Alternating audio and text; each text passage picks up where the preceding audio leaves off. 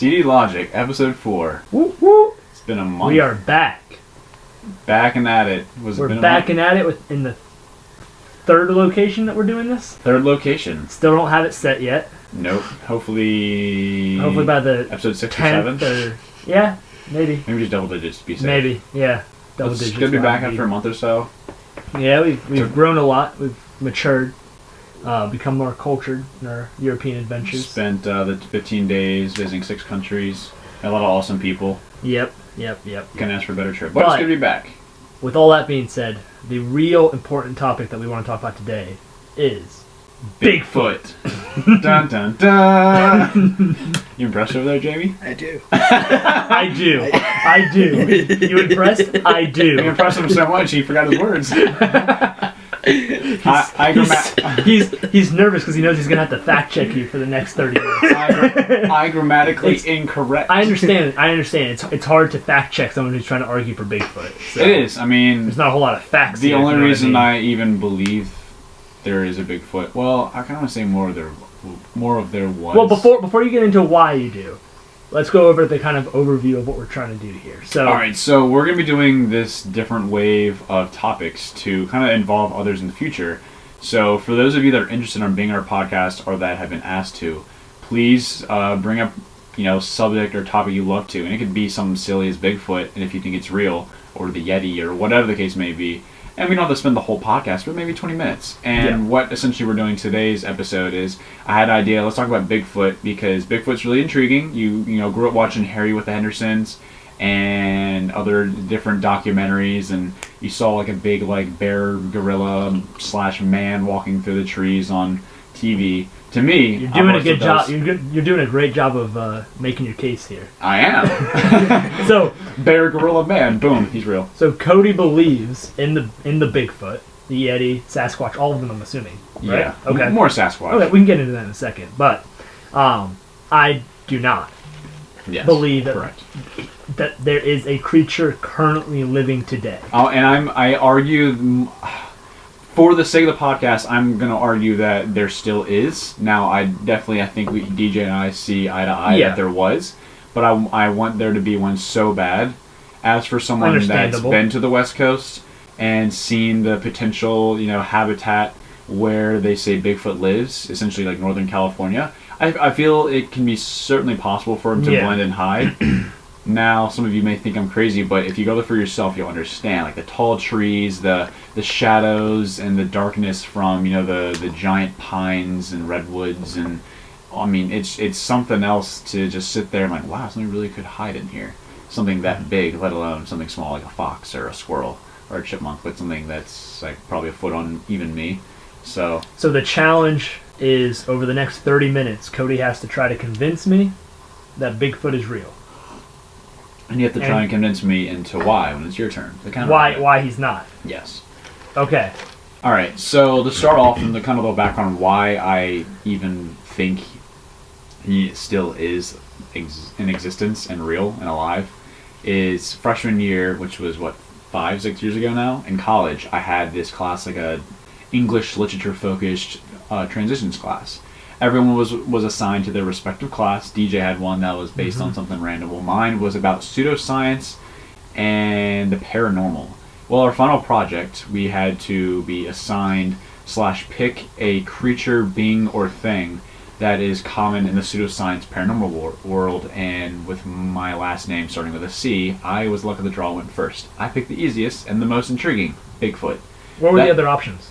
The Chupacabra, the Yeti, the witches from like the Salem witch trials and what have you. Those were real people.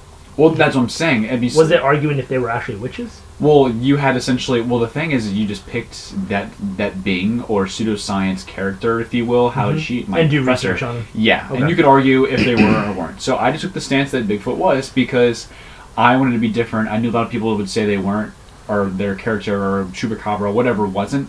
Because you're gonna exactly. I wanted to take the challenge as the knucklehead freshman that I was, which it wasn't quite hard because we had to do like a 15 slide show for the class in like 5 to 7 minutes. We had to write like an 8-page paper, and there was something else. It was honestly just really, really monotonous.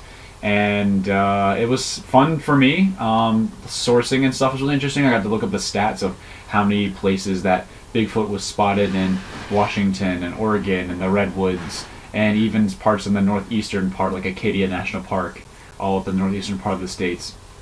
And to me, the numbers were much higher than I thought. Now, it did primarily stay within those ranges, and most of the factual evidence behind it was because, like I said, he blends in.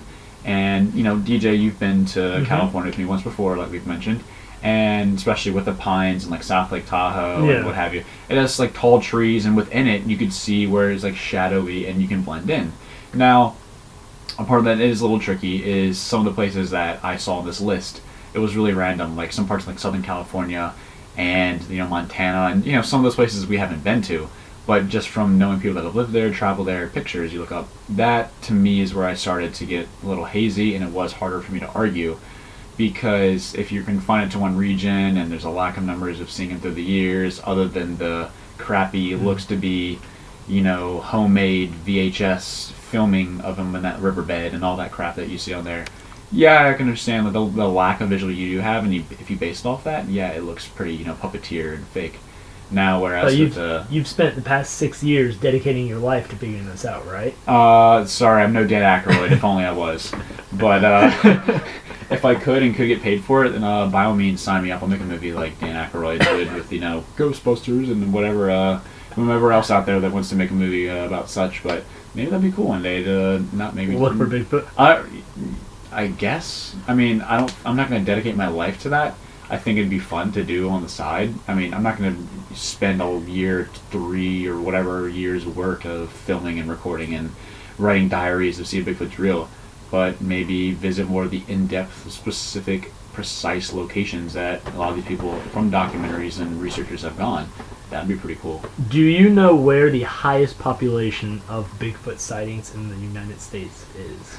Off the top of my head, I don't know from that specific data sheet, but just from what I remember was a reoccurring theme, whether it was like an actual statistical analysis sheet to a website article to even a little rinky-dink documentary, all of them kind of brought in at some point the Redwood National Forest, which is, you know, the northwestern part of California on the coast there. I don't really know how many hours north of like the Santa Cruz, Monterey Bay area, north of San Fran. I can't remember exactly how far, but it's pretty far up there. Okay. And reason being is I haven't been to Redwood, but I've been to Sequoia National Park. And even then it's a more open, but they replicate one another. So just from that and from pictures, and as you know, Henry, good buddy of mine, who goes to school in Santa Cruz, they have, you know, a real high population of redwoods. I don't think he's been up there, but just from pictures that he's taken there, like his girlfriend or a client he had, it was really dark, even at like 12, you know, it's, like noon it's time. Dense forest. It's dense. So, you know, I think if you were to see something large move in the distance, and if you argue that it's a bear, I could see that because it's dark. But the issue that, you know, some people bank it off is they just saw movement, and it looked like as tall as Bigfoot, but it could be a bear on 2 feet. Now, the part where I know that I did see where people actually maybe went over to where they saw that said creature, such as Bigfoot, they saw footprints, you know, bigger than a bear, and it didn't have like the claw marks. It was more of a man foot, if you will, like the perfectly shaped like oval with toes. See, whereas bear is, to my knowledge and to what I've seen, it has claws on where the toes would be, and there's usually 4 legs, whereas the Bigfoot, it was always 2, like it's like a man, not just shaped unless it's standing up. What's that? Unless the bear's standing up. Yes, exactly. Which they do.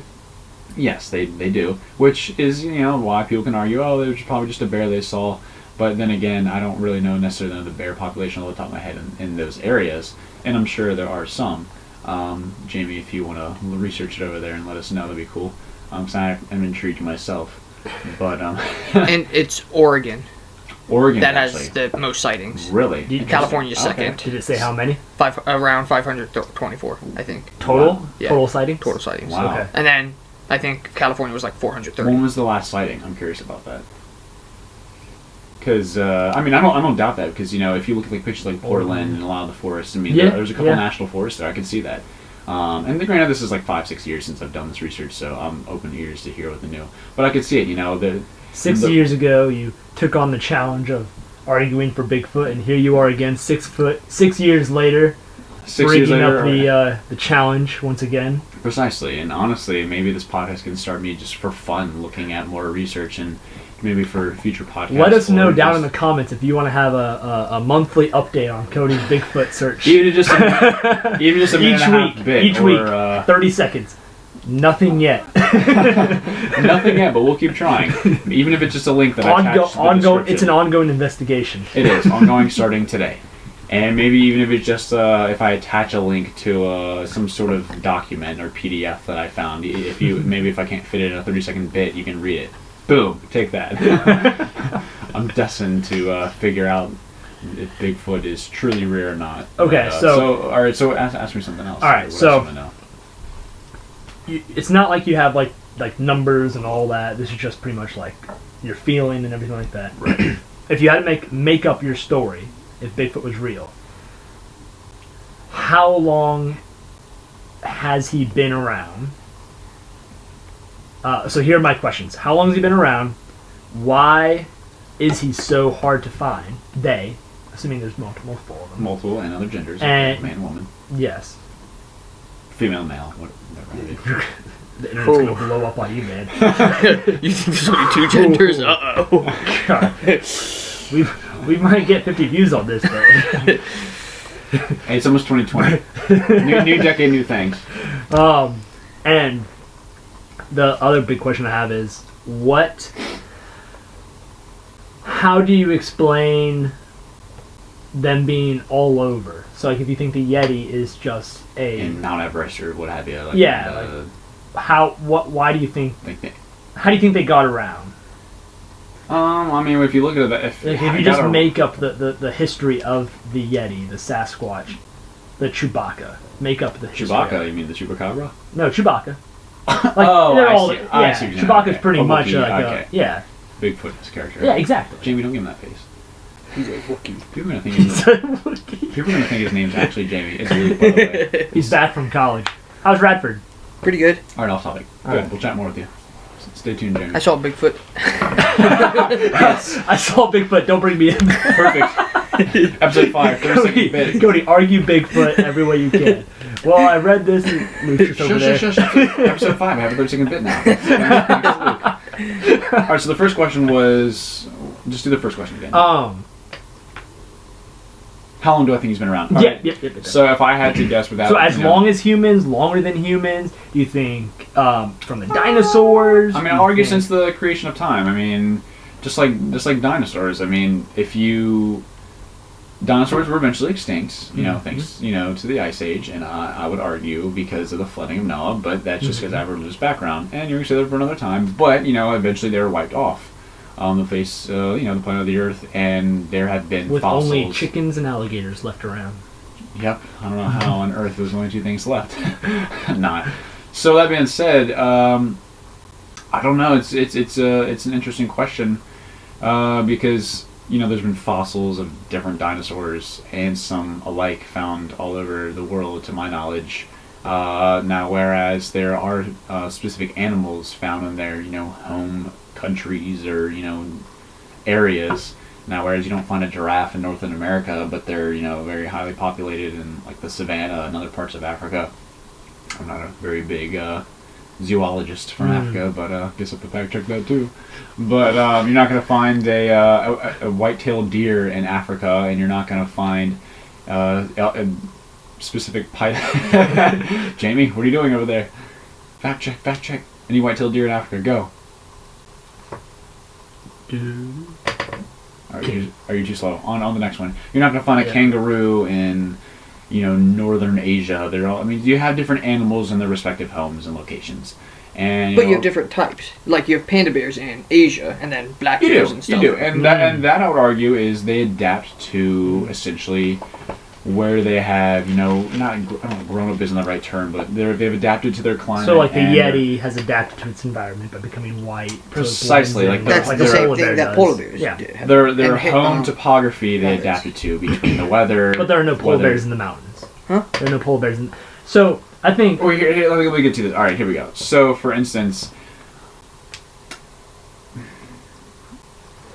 it's just like humans. They adapt to where they live. Like people in northern Europe, such as Scandinavia, we've both been there. We've both in the UK. People are naturally like more pale, and certain researchers argue it's because the lack of sun that their body gets from always being bundled up. Now, whereas you go to the Middle East or you go to Central America, closer to the equator, their skin's gonna be more much darker, more what is it, melanin in the skin, if you will. And it's almost, but that's because it protects them from the sun. They're exposed. So I think it's the same thing. So one, they adapt to their environment. So they don't have a razor, of course, to shave their hair. But I think over time, it's just their genetics, and it's almost like the whole idea of natural selection. Maybe have a more dominant species of said Bigfoot adapt to the culture and essentially wins, if you will. So the more hairier, the ones that are smarter, they adapt to different things. I mean, whereas animals can't talk, like English, like we can, they still communicate amongst one another.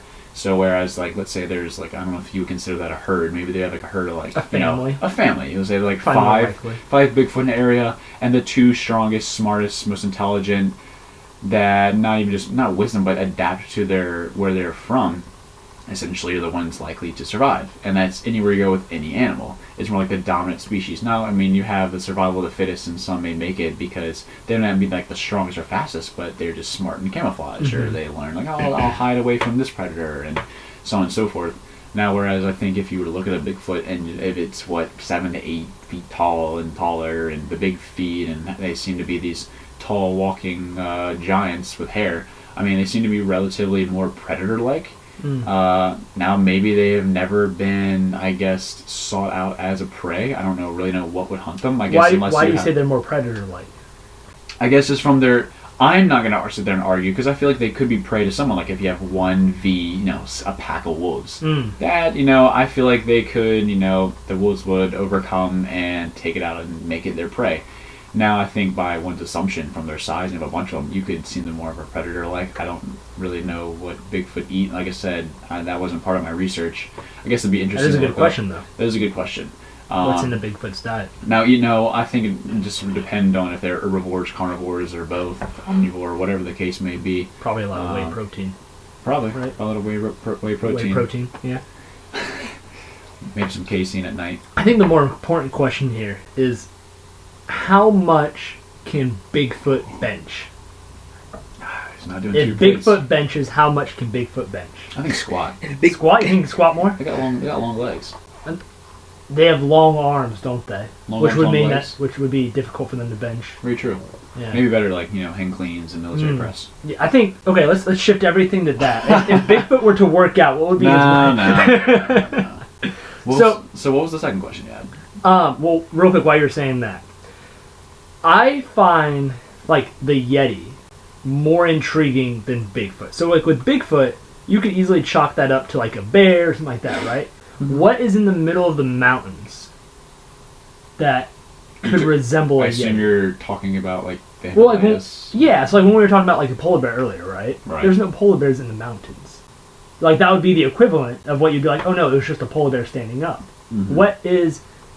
Also, have there ever been legitimate Yeti sightings? Yes. So I remember someone telling me a story a while back. I'm trying to remember if I was in high school or college. I know it wasn't just like make-believe, but there were individuals that were searching for like the Ark, the Noah's Ark, if you will, has been said to be somewhere in the Himalayas, I believe, close to Everest. It's of course not on top because many thousands of people hiked it, but it's somewhere to where, as back in the Bible, to where it'll never be reached or would be very hard to obtain that goal of reaching it and then discovering it. And I know there have been individuals that have tried, of course, as they try to hike Everest and do this and do that and dive this far in the ocean, what have you.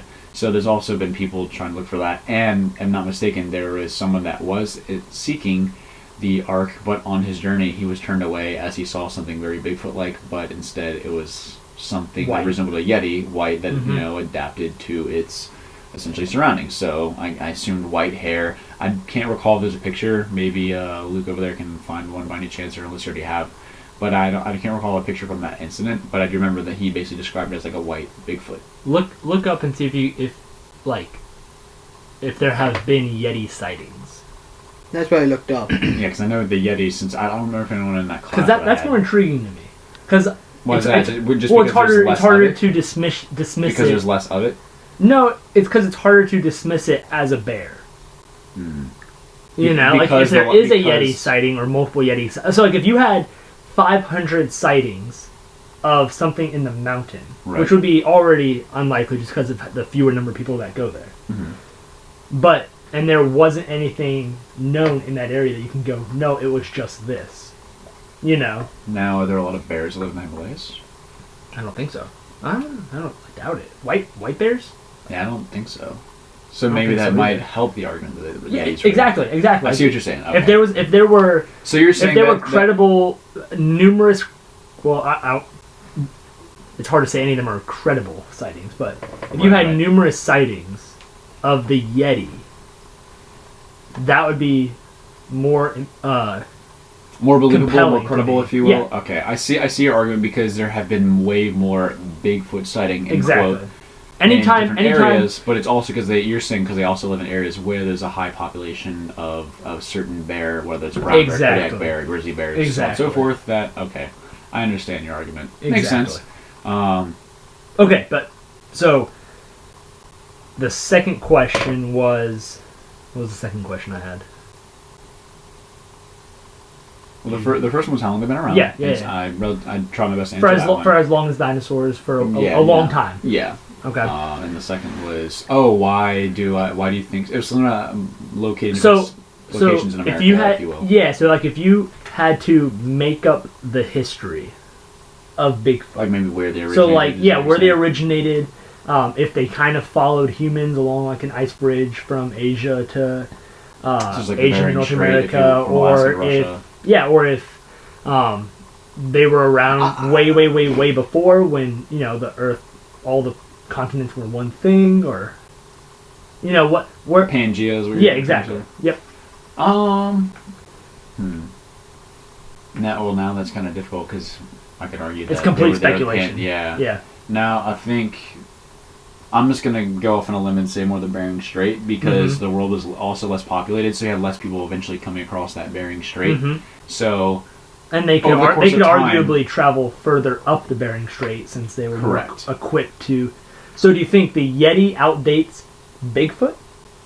Possibly coming from like Siberia, Russia area, coming across the Bering Strait? I think they could potentially be the same thing. They're just adapted to the topography of the climate and weather and so on where they lived. Because if that's the case, then everyone was essentially created as modern day like Mesopotamia and like the Middle East, like the Bible essentially says, and eventually the Earth was spread out, especially after the Tower of Babel.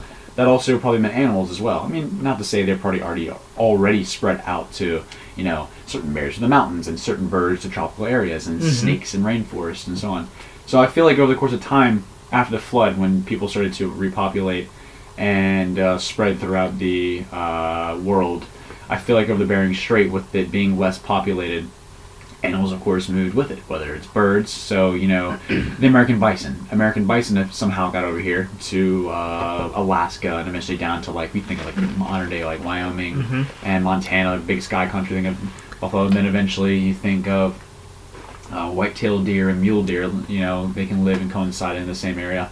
But then you also think of certain bears, like black bear, is, if I'm not mistaken, more famous on the eastern coast.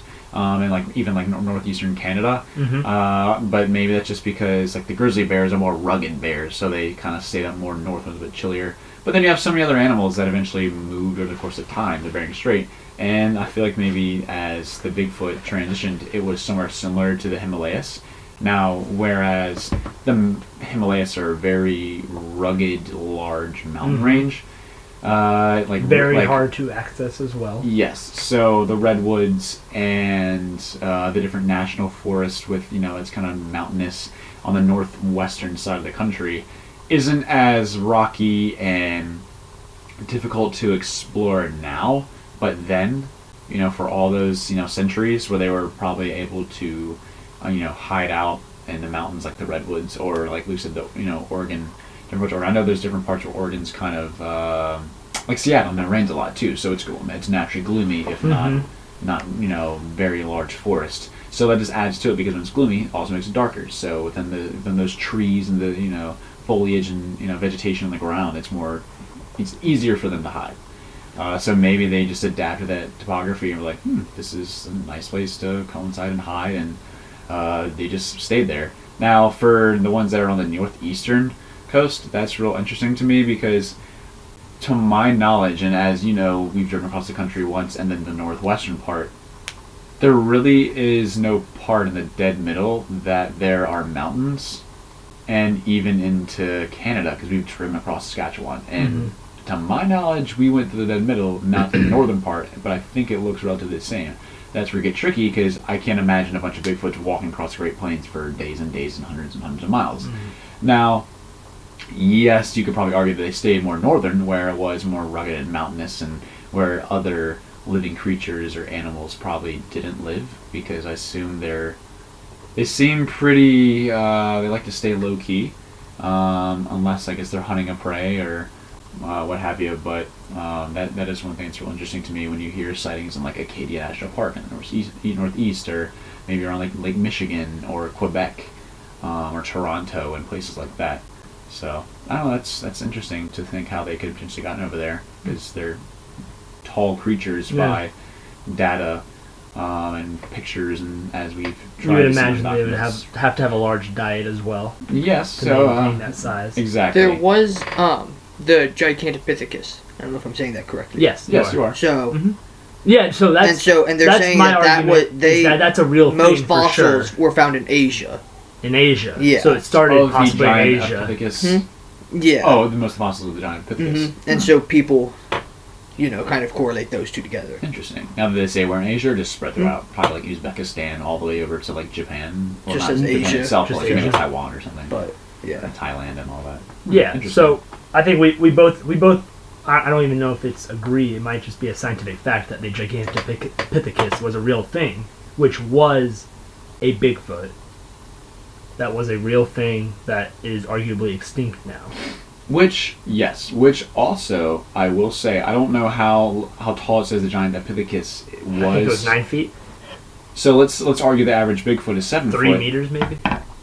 Well, let's argue. Interesting. Let's argue the A smaller version of that. So is the Bigfoot, it's and dwindled down. also what affects it, because people say, oh, well, why is it smaller? Well, gotta remember, the less intake of fluids and constant food also is going to affect your growth. Yeah. Over time it's gotten smaller because its food sources have dwindled as humans have come exactly. in. Let's say they're Great Trek from the Himalayas, where potentially the Yeti or the grandfather of the species lived. As they moved across Asia, Northeast Asia, modern day Russia, Bering Strait, and then finally to North America, they probably were able to blend in, but maybe had scarce food, because what else was in there? And it seems like they have to stay within those more rugged and covered terrain to blend in. It's probably easier for them to hunt. So. All right. Well, I'm sold that Bigfoot's not real. I know it's going to take a lot more of a... I'm going to give you 30 seconds for your closing remarks. Okay? Oh dear, 30 seconds. Ready? I'm starting a timer. Well, clearly I'm not going to be able to woo you over in 30 seconds if I can't in 30 minutes. But I will say is I'll just keep with the research and try, and hopefully maybe in the next couple of years someone that has a chance to maybe go film or a photographer in the Northwest. Maybe a more experienced. Yes, like I'm taking my mother northwestern part of the U.S. in May to like Olympic National Park, and no, it's not Oregon, it's in Washington, but I'll be able to kind of get a feel of the climate and topography of the area, and maybe potentially see where he's hiding. So Nice, right at 30 seconds. Decent. So, I've gathered up a few topics that I'm just going to ask you for a quick response to. Okay, just so still that pertaining to Bigfoot. no. Just so that our audience can gauge where you're at in your paranormal / unbelievable things, okay? Wait, you want me? Oh, just go ahead. Okay. I don't Like you're going to ask So, paranormal Is it things. true or not? Or is it a real thing or not? The Loch Ness Monster. Oh my gosh! I love Yes or no? Quick answers. Oh, that has to be yes or no. Yep. Yes. If people want to know more, they can comment down below. I guess yes. Okay. Chupacabra. No. All right. Do you think the Bermuda Triangle has paranormal activity or No. supernatural activity? I mean. No. All right. Just do you believe in aliens? Yes. All right, that's a big one. Megalodon still I don't know if I exists. Oh gosh, yes. Okay. The ocean's It huge. still exists. It's still It's only alive like a small, today. Oh yes, there's only a small fraction of the ocean, like 15% Okay. or something small. Like We know it's more actually about discovered. our galaxy than we do about our own The ocean. Yeah, it's nuts. Ghosts. No. Like, well, that's kind of broad. Ghosts. I mean, like spirits? Like demons? Yes. But Do you ghosts think- like do a you little, think- do you little think- shiny Casper that goes around? No. Do you think ghosts can interact with their environment and haunt people? Do you think do you mean a any? ghost? Do you think any paranormal movie could be realistic? Like the Paranormal Activity movies you're asking me is what happens in those be real? Sure. Yes, because of demons. Okay. Well, So do you think people could be possessed? Yes. But do you think things can move? Like things itself, like my stack Like, of hats over yeah. there. Yeah. Do you think those objects could just could be- get knocked down by a ghost? I would argue a demon, but a ghost is very broad. fair enough. All right. Last question. Who built the pyramids? What? If you're gonna argue aliens, you're gonna have to get out. I mean, this is coming from my biblical background, but when the Jews were enslaved, God's people were enslaved, the Egyptians forced them to make and construct many different like gems to their culture, especially like in Cairo and Egypt and so on and so forth. And that's when the plagues happened. Well, prior to that, that's when a lot of things were reconstructed, and I am going to go ahead and assume that the pyramids were built during that time, because when you have that many people enslaved at that time, it's the only way to get things done. Because if the Egyptians themselves want to construct that, sounds like it's needs to be another podcast topic. I love this. I like that one because I could argue aliens. No. Maybe not No, aliens. Egyptians Maybe with not aliens aliens, help. but definitely non-human activity was involved in I mean, yeah, but then again, I mean, I can argue. I'll be more than I'm very open-minded. I'll listen to anything. Yeah. I'll at least give it a try in terms of listening. Now you're gonna take a lot to woo me, because I mean I also have a really strong biblical background Mhm. on that. So with the amount of real quick, the amount of people that, like I said, were enslaved, So, that's the only way of. I think human more realistic than aliens is probably they had assistance by a large army of Bigfoots. I think that's very realistic and possible. power. Those hairy Bigfoots. Those hairy Bigfoots wouldn't even be able to survive in the desert, dude. Alrighty. The diet, real quick, the diet for the Gigantopithecus Pithecus. were seeds and fruits as well as bamboo. So Really? mostly Interesting. vegetarian. Wow. Yeah. It's No. herbivore, correct? Herbivore. Yeah. Herbivore, however you say it. So, So the Gigantopithecus was Bigfoots more could- vegetarian-esque. yeah. Lived off the land, like harvest, if you will. It's interesting. I mean, you never know, but maybe they'd adapt to their society. Maybe and over time. area Maybe as over- they moved, because we get into the frozen tundra. If they came Yeah. across the Bering Strait, everything's frozen. So Maybe interesting. over time they've learned to Adapt. well they've learned agriculture. Maybe they If you're can gonna try and stay tell me in that a they- small place. Oh my. That's No, why we they can't don't find them? farm. Maybe. The closest thing to farming is like squirrels burying the nuts in a tree. If you can Gross. admit that Bigfoot farms, I'll believe in Bigfoot. Done. Next podcast. All right. That wraps up for Cody episode wins. 4. Yes. But I'm serious. Maybe I'll do a 30-second bit every single podcast. You sold me. Like and comment down below. Don't forget to subscribe. All that jazz I don't like doing, but you got to do it. Help us Follow grow. us on social medias. And seriously, in closing, if you guys are ever interested or have a really fun topic, drop in the comments below. DM us on our social media, Instagram, Facebook, Twitter. Let us know. Or if you want to be on the podcast and be one of our guests, by all means, we're open to have anyone, whether we know you or not. You could be a best friend or someone we've never met. We have We're a always we have a open to it. secret guest star coming on the next podcast, correct? We do. We Awesome. do. We'll let that be a surprise. Wait. Oh. The guest star might have been on the one before this. Yes. They don't have to know. They don't have to know. Just cut this last part out, Cody. All right, deal. Future All right, future Cody, cut this out. signing off. All right. Bye, Bye. guys.